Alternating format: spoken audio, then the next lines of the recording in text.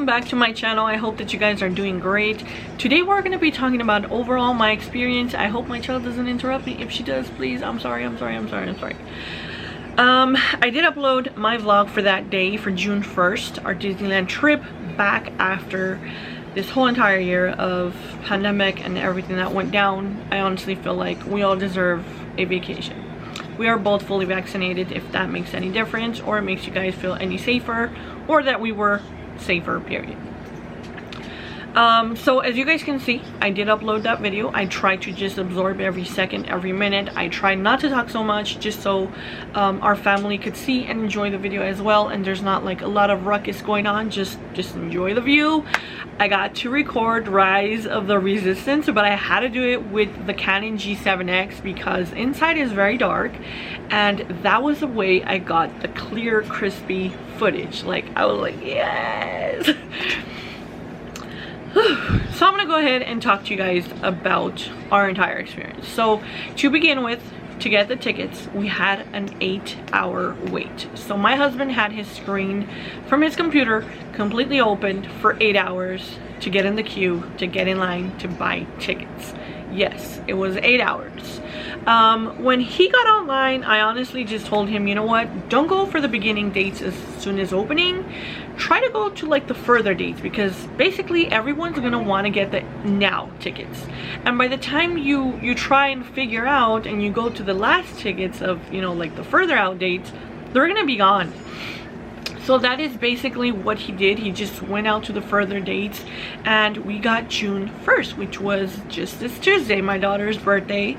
Fourth birthday was May 31st, and you guys know it's been a very tough year. Those of you that don't know, I lost my dad.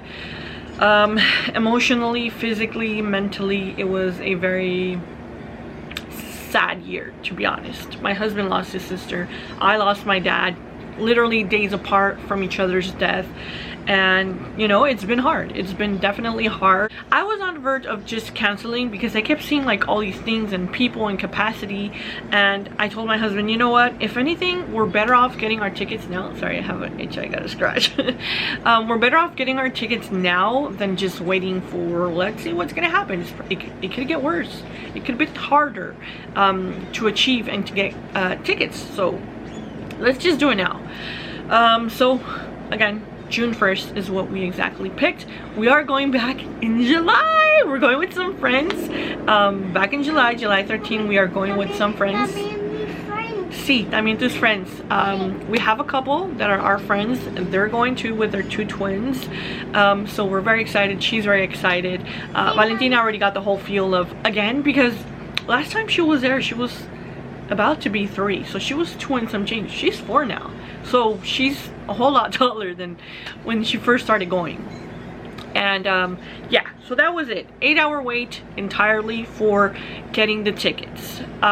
For entering Disneyland and the whole preparation, I showed you guys what I took in the backpack with me, with myself. What are the things that I carried personally for myself? If you guys want to watch that video, it's a video previous to this one.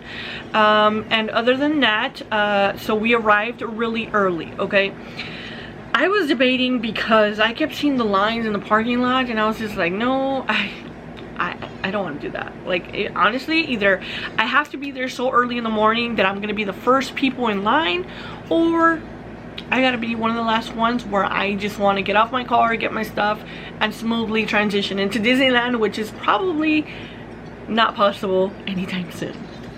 So we decided that we had to wake up super early, and that was 5 o'clock in the morning. I got up at 5 o'clock in the morning to get ready. We left shortly after that, maybe around 5:35.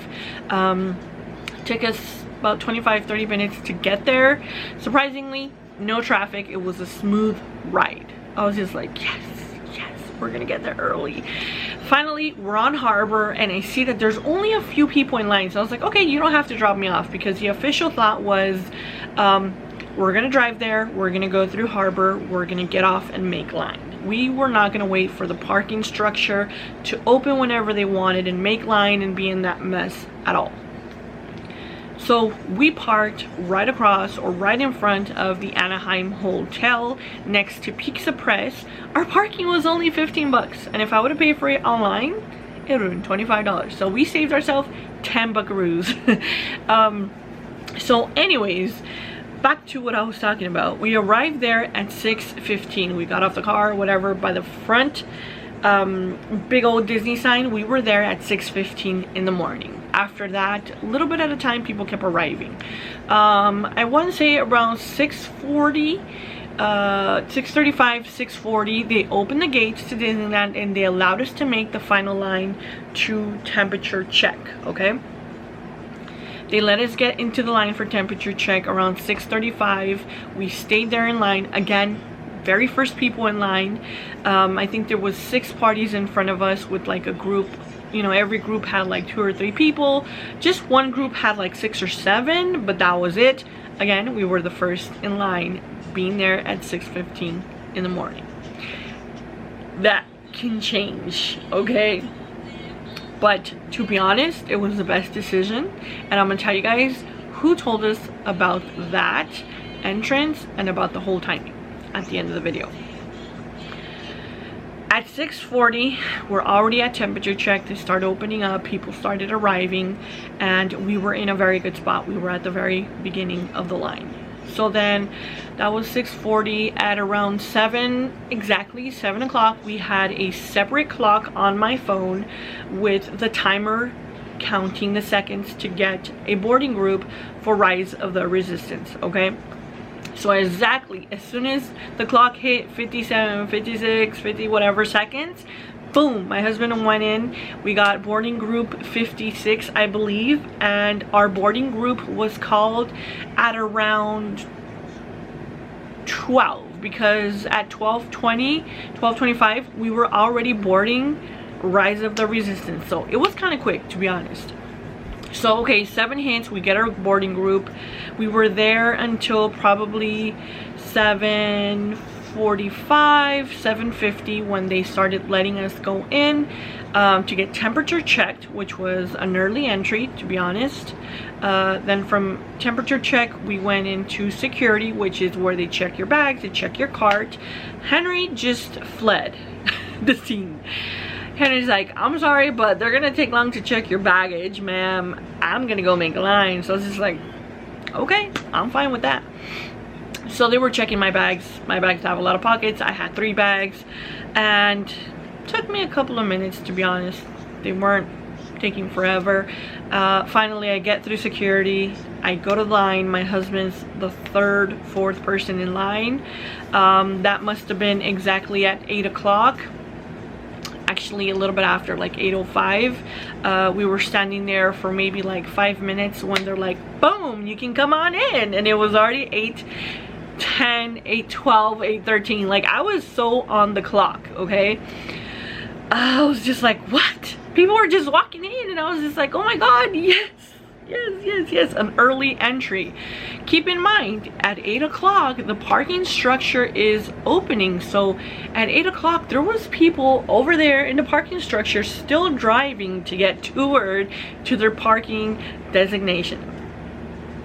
So I was ahead from those people about 30 to 45, maybe even an hour and a half of time. They let us in early to Disneyland. We flew into Snow White. That was the first ride. We got on Snow White, we got on Peter Pan, we got on Mr. Toad's, we got on the carousel, we got on Dumbo, we got on the teacups, we got on Alice, we got on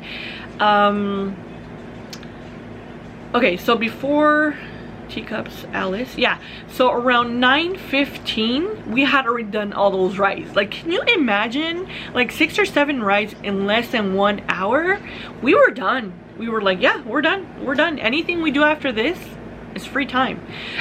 So then from there we went into Small World, because my kid loves Small World. So we went into Small World. We went from Small World into Toontown. We did the Gadget Coaster, which was my first time, and I came off dizzy. I was like, oh my god, why did I get on? I can't get on, ma'am, wait, I'm dizzy. We did Gadget Coaster, we did Roger Rabbit, and then it was already like, I want to say it was like 9 something, because then my child started asking for food, and we were eating at 10 o'clock in the morning. Like, we were like, technically we were done with our day, but we were not done, and it was only 10:20. Okay, 10:20 comes, the kid's hungry, we go have some snacks, everything is being mobile ordered. Okay, how do I feel about the cleanliness and how things are being done? I'm surprised. I would have gone crazy if I was any of the cast members there, but let me just say, they're troopers. They're on top of everything. The moment they see you with your mask, like right here, ma'am, put your mask up. The kid needs to have their mask on. If you're not sitting down eating, you can't be walking and eating. There's a lot of seating. I truly appreciate the more seating areas, because there's a lot of people, and a lot of times you want to sit down and just relax, and sometimes you can't because there's no seating areas. But they did increase the amount of seating throughout the park. I must admit, there is hand washing stations throughout the park. After every ride, there is a machine, there is a stand with sanitizer gel, so you can get gel yourself. I carried my own in my pouch. As soon as we got off, we would squirt some sanitizer in our hands, and we were done. Bathrooms were clean. Everything was basically pretty much taken care of. No dirty nothing. No trash, no nothing. There is employees or cast members in seating areas just waiting for you to get up to go on and wipe down everything. That's extra work. There was quite a few characters that we saw. We saw Belle, we saw Mickey, we saw Minnie, we saw Pluto, we saw Chip and Dale, we saw Goofy, we saw Donald, we saw, I said Belle, we saw Belle, we saw Aurora, we saw Snow White, and Cinderella, and everything went pretty smooth. Minnie, we saw Minnie too. Now I'm gonna jump into the mobile ordering. So for mobile ordering, you do have to have your pass synced to the app. So please get the application, sync your tickets. Before you go to Disneyland, please go look at the menu, because I don't know how things are going to change on June 15th, but right now until June 15th you have to mobile order everything. So the best thing for you to do is, as soon as you get your boarding pass at 7 o'clock in the morning and you pass the gates in Disneyland, go ahead and order or get or reserve your time slot for eating lunch. Okay, because if you get hungry, they're not going to basically take your order. I know everything is mobile ordered. It has to be mobile ordered, and that basically is just going to reserve your spot for your time slot. Okay, they're not going to make your food and then give it to you all cold. No, it's just going to reserve your time slot. You're just going to go into the food area, look what you want, so the next day in the morning, as soon as you're in Disneyland, you reserve your time slots, so that you don't have to do it right there and then have to wait like 2 or 3 hours for your food, because things are going to get backed up. And what else? Sanitizer, there was sanitizer everywhere. Yeah, everything, honestly, everything ran pretty smooth, and we got to do a lot of stuff. And I say that because, again, we parked at Harbor, or we walked in through Harbor, we were on our feet, we made line. Harbor is the very front entrance of Disneyland, where there's a big sign that says Disneyland. That is a Harbor entrance. So if you ever hear someone say going through Harbor, that's what they're talking about. You can drop off your guests. There's a train, trolley or bus area where they drop off people and then they leave. But basically, honestly, to be honest, hands down, the best thing we did was wake up early and be there at 6:15 in the morning, be the first people in line. They let us in a little extra time, but overall it was a really good decision to have parked there and just walked in line, because basically it's kind of like you cheated people. Honestly, it's like you went in front of the line, and over there they're still in the car, to be honest. So yeah, I honestly believe that it was the best decision, and if I ever do it in the future, I would do the same thing. I would most likely go really early, be a couple of the first people in line, and then that's it. You're way ahead of the people in the cars in the parking structure. Let me just say that. I suggest that you look at the menu, ask everybody what they want, write it down, reserve your slot for the time area that you want to eat in, take your snacks, because you're walking a lot, you get really thirsty, you get hungry, so you will need to bring some snacks. The water bottles in the park are $8, so the best thing I can advise to you is bring a huge hydro flask, or have at least every member of your family bring their own cup. As to, if you want to order a soda, you can mobile order that soda for the moment, the time being. Once you go get your soda, can I have 3 cups of water? Can I have 4 or 5 cups of water? They will give you the water for free. Get that water, toss it into your cups, keep the ice, and you can refill your cups throughout the park. There's a water station in Galaxy's Edge. There's a couple of there's a couple of water stations throughout the park. Just ask a cast member and they will direct you exactly to it. Even if you just mobile order a soda right there and then, as long as it's mobile ordered and it's just a soda, they will give you free cups of water. Use that water, pour ice, refill throughout the park, and just keep on asking for water anywhere you go, because $8 a water bottle is not the way to go to Disneyland. It's gonna break your bank. You get really thirsty, it's hot, summer days are coming, you're going to need the hydro flask. I usually carry a huge one. This time I told you guys I left it behind. I carried a smaller one because my husband told me no, they give water, so I'm like, okay, we'll need a smaller one. Worst error of my life. I should have taken my large one. So next time, I don't care, I'm taking the really large one, filling it up with a lot of water, mostly ice, just to keep the water cold throughout the day, because I can always get water at the park. Take your snacks, I'll say it again, take your snacks, take your food, because you do get hungry. Anything has to be mobile ordered in the parks, so if you want an ice cream, you have to mobile order it, okay? I tried to get in line for an ice cream and they said, bye girl, no. And I ended up not doing it because my husband had walked off, so I couldn't even tell him, you know, mobile order an ice cream for me, because he had already walked off and I don't have that stuff connected to my phone. I'd rather just do transactions through his phone. As far as the rides, again, everything was jump on because we went in early. We got early access. There's no reason why they let us in early. They just let us in early. It was an amazing thing for them to have done for us. We were able to navigate the park a little bit better and a little bit less stress, is because we follow a guy here on YouTube and on Instagram. His name is Cali Bay on Instagram and 5 Fires on here on YouTube. Okay, and we also follow Just As Danny. That's Just As Danny on Instagram and on YouTube. And I'll still leave their links and their pages down below. But following them has been very helpful. Honestly, Mondo has covered Disneyland from the beginning of the pandemic that I'm just like, I never felt like I was missing Disney. Like, I was still getting my Disney fix watching his vlogs and videos, because I have videos, but like now that I go back on them and I'm like, I really didn't record much. So again, 5 Fires on YouTube, the Cali Bay on Instagram. He posts everything. Sometimes I'm just like, they're not even employees. How do they know so much? They get their information, I don't know from where. I appreciate it because I will watch.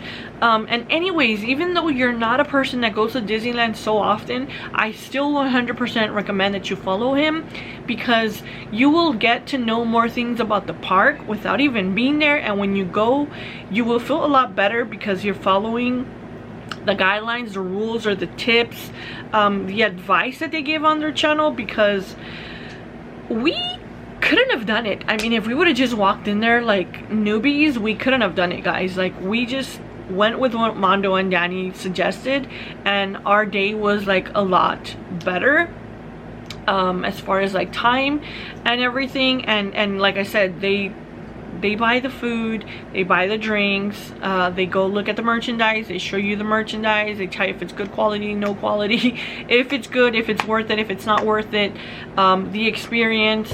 Would I do it again? Yes, I would do it again. Yes, we're gonna do it again in July 13th. We're going again, and I would do it all over again at the same time. I will be there at 6 o'clock in the morning. I don't care, I will be there. Because that's what I told my husband. Only way I'm going is if I get first dibs in the front of the line. What time do I have to be there to be first dibs? Just let me know. It's worth it. It's worth it. We got so much done in the first hour.